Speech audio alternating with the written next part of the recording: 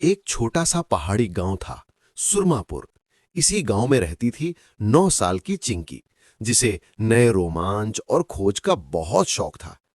एक दिन चिंकी को अपने घर के पीछे पुरानी मिट्टी में आधा दबा हुआ एक ढोलक मिलता है। ढोलक पुराना था, लेकिन उसके ऊपर चमकती हुई रहस्यमयी नक्काशी बनी थी।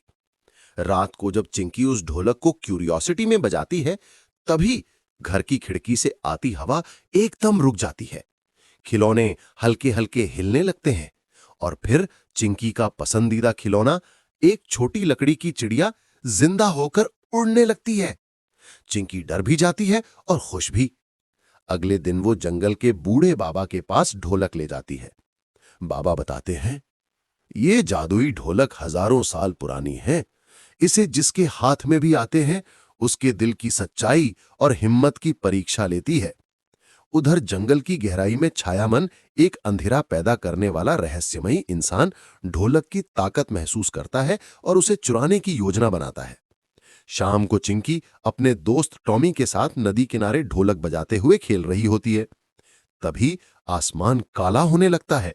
पेड़ों की परछाइयां लंबी होती जाती हैं। एक काली धुंध उठती है और छायामन प्रकट होता है।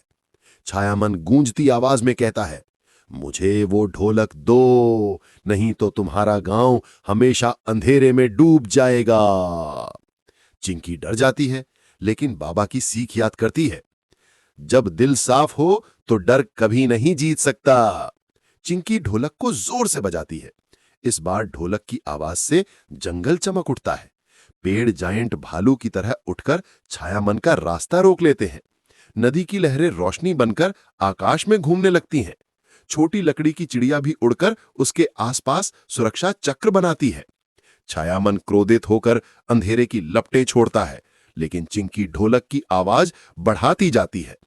उसकी हिम्मत और सच्चाई से ढोलक आकाशीय नीली रोशनी से चमक उठता है और वो रोशनी छायामन को धीरे धीरे मिटा देती है। जंगल फिर से सामान्य हो जाता है। आसमान साफ होता है।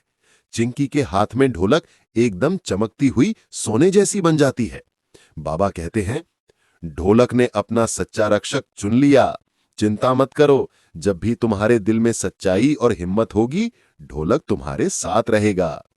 गांव के सारे बच्चे खुश होकर चिल्लाते हैं, चिंकी दीदी जिंदाबाद। और चिंकी